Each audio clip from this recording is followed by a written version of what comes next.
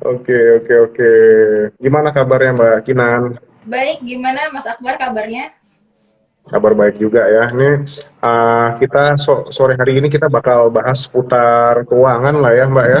Bareng sama Ya, Mikos juga sekaligus kita juga membahas hal-hal yang berkaitan dengan cari kos pastinya ya. Kemarin kita sudah kolaps ya antara uang kamu dan Mami Kos dan ternyata banyak banget pertanyaan seputar keuangan dan lain sebagainya. Oke, tapi sebelumnya sebelum kita mulai mungkin bisa perkenalan dulu kali ya Mbak Kinan ya ke sobat uang kamu ya. baik. Selamat Oke. sore nih sobat uang kamu dan juga karena ini live-nya juga mungkin teman-teman dari Mamikos juga ikutan nonton gitu ya. Jadi selamat sore. Perkenalkan nama saya Kinanti. Saya social media eksekutif di mamikos.com gitu. Oke. Berarti Mami Kos itu ini ya apa platform untuk pencarian kos ya Mbak ya? Iya, sebenarnya kita platform pencarian kos awalnya, kemudian kita juga sekarang sebagai manajemen kos. Jadi ada beberapa kos yang memang kita kelola sendiri gitu atas nama Singgah Sini. Jadi mungkin kalau familiar dulu namanya Mami Rooms, tapi kemudian di tahun Oke. 2021 kita rebranding menjadi namanya Singgah Sini. Nah, kalau Singgah Sini itu memang manajemennya under Mami Kos gitu. Tapi ada Oke. juga kos-kos lain yang memang bukan brandingnya singgah sini gitu ya, pengen join aja, pengen mengiklankan kos mereka di Mami Kos itu juga bisa gitu. Oke. Langsung ada yang nanya nih ya. Ada giveaway nggak nih Kak? Ada ya, ada Ada giveaway. giveaway-nya, Dari boleh cek Instagram Mami Kos makanya. Oke, di Mamikos ada, di Mtrade juga ada ya. Nanti kita akan bagi-bagi VIP member untuk Mtrade ya. Jadi teman-teman bisa akses aplikasi Mtrade secara gratis selama 7 hari. Nah, oh ya tadi saya belum kasih tahu ya, Mtrade itu apa sih? Mtrade merupakan aplikasi edu fintech yang membantu teman-teman untuk belajar saham ya. From very basic dari mengenal apa itu saham, investasi sampai trading ya. Nah, saat ini di tahun 2022 kita sudah mengembangkan sayap ke bagian personal finance ya, itu namanya uang kamu. Jadi di uang kamu teman-teman bisa belajar keuangan lebih komprehensif di sini, mulai dari mengatur duit, investasi, asuransi sampai waris juga ada ya. So belajar keuangannya di uang kamu, cari kosnya di Mami Kos ya. Siap. Oke. Oke, mantap lah. Oke, Pak Kinan ya, mungkin mau tanya sedikit nih ya mengenai fenomena ngekos nih ya. Kalau kalau bisa dibilang tuh yang kebanyakan tuh yang ngekos di wilayah Jabodetabek gitu tuh kebanyakan pelajar apa orang sudah ini ya, orang yang udah kerja gitu, apa karyawan sih Mbak? Kalau dari datanya Mami Kos tuh. Hmm, sebenarnya kan kalau kita bicara kos-kosan sendiri tuh audiensnya bermacam-macam ya gitu ya, Mas Akbar ya. Mungkin ada juga bahkan pasutri muda gitu, pasangan suami istri yang baru menikah juga mereka tuh ngekos gitu. Jadi kalau misalkan apalagi di Jabodetabek gitu ya, banyak kampus juga di Jakarta, terus juga di Depok, di Bogor itu kan ada kampus-kampus PTN yang memang besar juga ya. Jadi bisa dibilang sebenarnya bukan mana yang lebih banyak ya antara mahasiswa ataupun pekerja, bisa dibilang memang target audiensnya Mamikos itu paling banyak itu di pelajar atau di mahasiswa dan juga di pekerja gitu. Tapi memang ada banyak banget nih ragamnya sebenarnya ya untuk orang-orang yang ngekos itu, karena memang sekarang kayaknya menjadi salah satu pilihan hunian banyak orang lah gitu ke kos ini gitu. Oke, oke. Jadi tapi kalau dari usernya Mamikos berarti banyak kan pelajar ya Mbak ya. Cuman kalau kita lihat dari lebih dari secara garis besarnya ya macam-macam pastinya. Ada even Pak Sutri juga ada ya pastinya Iya, yang dia nyewa betul. kos-kosan ya. Oke, pernah ada survei nggak sih Mbak dari Mamikos itu seputar berapa sih uang atau yang dialokasikan oleh user-user gitu ya untuk dia bayar kos-kosan gitu? Nah, sebenarnya kita sempat bikin postingan juga nih, Mas, di Mamikos gitu ya. Kita tanya sama mereka kira-kira tuh gimana sih mereka itu ngelola keuangan mereka gitu. Terus biasanya di tanggal-tanggal berapa nih uangnya mulai seret gitu ya. Terus juga mereka punya nggak sih tips untuk bisa tetap hemat gitu. Jadi jawabannya sebenarnya beragam banget dari postingan itu. Mereka bilang ada yang kayak sebulan cuman habisnya itu 500.000 untuk hidup gitu ya, ada yang 1 juta, ada yang untuk ngekosnya aja tuh 3 juta gitu. Jadi sebenarnya sangat diverse, sangat beragam banget gitu. Nah, justru itu aku sebenarnya penasaran nih dari jawaban-jawaban itu kan, oh ternyata sebenarnya ada anak kos yang bisa banget ngelola keuangannya sangat hemat gitu ya. ada yang justru dia sangat boros mungkin gitu. Nah, makanya aku penasaran nih, karena uang kamu juga kan sebenarnya apa ya, bisa memberikan advice nih keuangan gitu. Aku pengen tanya sebenarnya ada nggak sih tips nih untuk teman-teman yang ngekos nih ya, gimana sih caranya harusnya gitu untuk mengelola keuangan biar tetap di akhir bulan itu nggak menangis gitu kan? Oh, kemarin bahasanya kanker ya, kantong-kantong kering ya. Iya. Cuman, nah ini menangis juga bisa gitu. So actually sebetulnya simple gitu, Pak. Kalau kita bahas mengenai manajemen keuangan, setiap bulannya kita kan pasti dihadapkan sama yang namanya cash flow ya, pemasukan atau pengeluaran ya.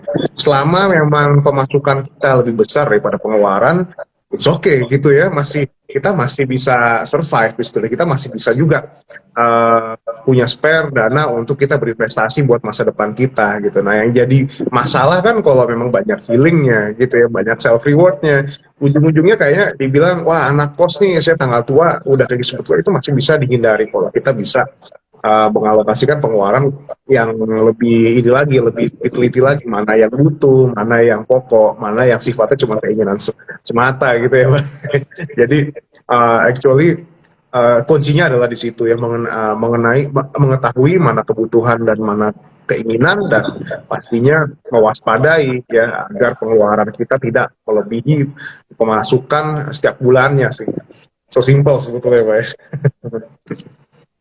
Nah, kalau Terus kalau gimana? kalau misalkan tadi kan Mas Akbar juga bilang kan, yang penting kalau misalkan pemasukannya lebih tinggi daripada pengeluarannya tuh aman lah gitu. Nah, tapi kalau misalkan kayak investasi, kemudian juga nabung, itu masuknya kemana tuh Mas? Karena kan ada beberapa orang juga yang dia begitu terima uang dari orang tuanya, atau misalkan yang udah bekerja ya, terima gaji gitu, dia langsung masukin tuh ke pos-pos, oh harus nabung, harus ini gitu. Jadi kan berarti investasi sama tabungan tuh udah mengurangi gaji dia di awal gitu. Nah, itu Ya, ya, termasuknya ya. mana tuh jadinya? Jadi itu bisa langsung masuk ke bagian pos ini ya, pos saving sebetulnya ya, pos saving dan investasi. Ada satu metode sebetulnya yang aku mau share di sini, adalah metode pay yourself first. Jadi ketika kita terima uang jajan, kita terima gaji, kita langsung alokasikan itu untuk nabung dulu, dan habis itu yang keduanya baru pengeluaran yang sifatnya fix atau tetap, yaitu salah satunya bayar kos begitu ya. Jadi udah nabung langsung ada bayar kos, jadi sisanya baru kita pakai buat yang lain, buat kita makan, buat kita self reward. Jadi semuanya sudah sudah sudah udah ketaker gitu sama pos-posnya. Jadi nggak akan ada lagi nanti di tengah bulan bingung nih buat yang ini gimana gitu. Kok ini kita sudah alokasikan di awal, oke ini buat nabung dan buat bayar kos, jangan ganggu gugat, sisanya baru silahkan pakai buat makan, pakai buat ini. Dan pastinya kalau kayak biaya makan mostly kan kita bisa katakan ini pengeluaran variabel ya, Mbak. Kita kan ya, kita dulu kadang nggak tahu ya hari ini makan biayanya berapa kali sehari gitu. Nah kita bisa gunakan metode rata-rata. Jadi misalnya dalam satu bulan apa 2 bulan kita berapa sih rata-rata makan sehari, kita buat rata-rata aja di Microsoft Excel. Nah disitulah budget kita. Jangan lebih dari rata-rata kalau bisa ya. Kalau lebih kurang ya pastinya lebih hemat. Tapi apakah dipastikan juga gitu, apakah dengan kurang gizinya seimbang atau malah jadi nggak bergizi yang kita makan. Itu yang harus diperhatikan juga tuh, Mbak ya. So that's it sih. Tapi kalau kita ngomongin soal kos-kosan ya, tadi kan saya bilang sebetulnya ngekos itu kan gini ya, saya bisa katakan ngekos itu kan upaya untuk memenuhi salah satu kebutuhan pokok ya, Mbak ya. Papan, sandang, pangan, papan, dan papan ya, yang ini ya sekarang ya. Dan memang nggak kita pungkiri bahwasanya nggak semua orang pasti punya cash yang cukup untuk dia beli rumah. So that's why dia ngekos gitu di tengah kota biar mempermudah ini ya. Nah, ada nggak sih tips dari Mami Kos ya untuk seorang atau sobat uang kamu atau teman-teman yang lainnya untuk mencari kos nih? Tips jitunya seperti apa nih? Sebenarnya apalagi terutama untuk yang baru pertama kali ngekos gitu ya, misalkan dia dari daerah kemudian mau ke ibu kota gitu ya, biasanya kan masih bingung tuh, apalagi kayak nggak tahu ini daerahnya mana, deket nggak ya sama kantornya gitu-gitu kan ya. Nah sebenarnya yang pertama itu adalah survei harga dulu. Jadi survei harga ya. Survei harga dulu. Jadi apakah kos yang kamu inginkan itu cocok sama budget yang kamu punya gitu. Misalkan kayak budgetnya 1 juta per bulan tapi mau kosnya di daerah CBD gitu, mungkin kan kurang cocok gitu kan. Jadi sesuaikan dulu harga yang kos-kosannya dengan budget yang kita punya gitu. Makanya itu penting banget untuk survei harga dulu dari jauh-jauh hari gitu ya. Nah kemudian lebih baik lagi bisa cari kos yang bisa dibayar sewanya itu per bulan. Gitu. Jadi nggak terlalu memberatkan tuh. Karena kalau misalkan bayarnya per tahun kan misalkan langsung 12 juta gitu ya kan langsung mungkin berat banget gitu. Apalagi yang baru pertama kali bekerja ya kan baru belum terima gaji pertama bahkan gitu mungkin yang fresh grade gitu kan harus langsung bayar DP atau langsung bayar di muka 12 juta kan berat. Jadi usahain banget cari yang bisa dibayar per bulan gitu kos-kosannya. Nah selain per bulan, ya? Selain mungkin bisa lebih menghemat tadi itu kalau misalkan ini tips pribadi sih ya karena dulu aku juga ngekos gitu. Kalau misalkan memang ternyata kosannya kurang cocok nih kayaknya di sini kamu bisa pindah di bulan selanjutnya gitu bisa nggak terlalu terikat kan gitu ya. Kemudian yang paling penting adalah cari kosan itu yang dekat sama tempat makan gitu dengan fasilitas umum dengan tempat makan kan dengan warteg gitu. Jadi kalau tanggal tua kita udah punya kuncian gitu ya ini aja gitu kan.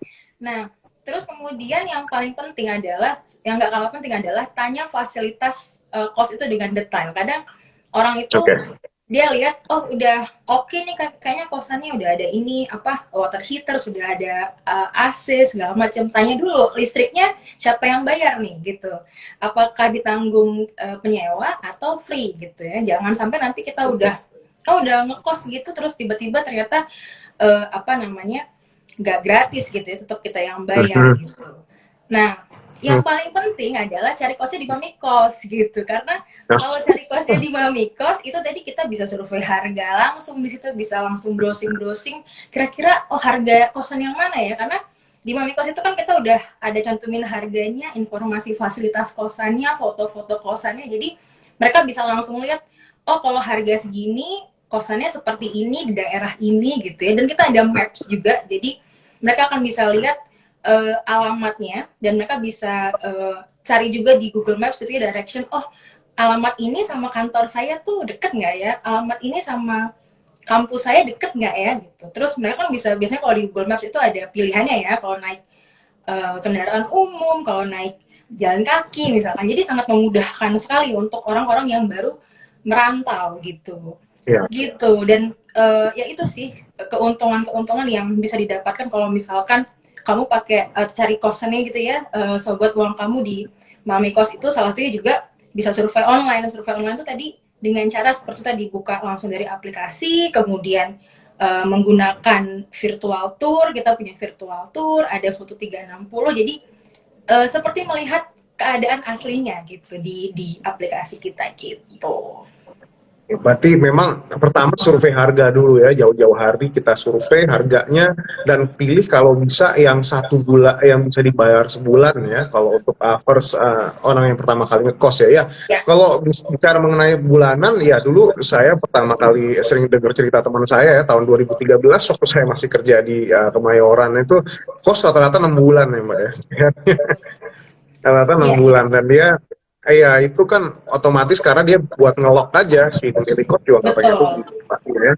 Di situ daripada ntar udah sebulan taunya nggak betah gitu ya, nanti cabut kayak gitu. Terus habis itu kalau bisa tanya secara detail ya fasilitas seperti apa, dan kalau di Mamikos bisa ada fitur yang itu ya apa namanya 360 tour ya berarti ya, virtual tour untuk rumah kosan. Jadi sebelum kita decide ya apa yes or no gitu, kita bisa tahu dulu kira-kira seperti ini nih ya visualnya. Nanti kalau bisa lebih lanjutnya tinggal datang ke sana survei cocok atau enggak, baru deh nanti ini ya deal atau tidak gitu. Dan yang pastinya pastikan juga ada di dekat tempat makan ya dan tempat beraktivitas ya, karena tujuan kita ngekos sejatinya adalah agar kita menghemat biaya ya. Kalau misalnya ke tempat operasional tinggal ke tempat kerja tinggal jalan kaki nggak keluar biaya kan pasti lebih hemat di situ ya, daripada ntar kosnya di mana harus ke sana naik ojek online lagi ujung-ujungnya sama-sama boncos gitu.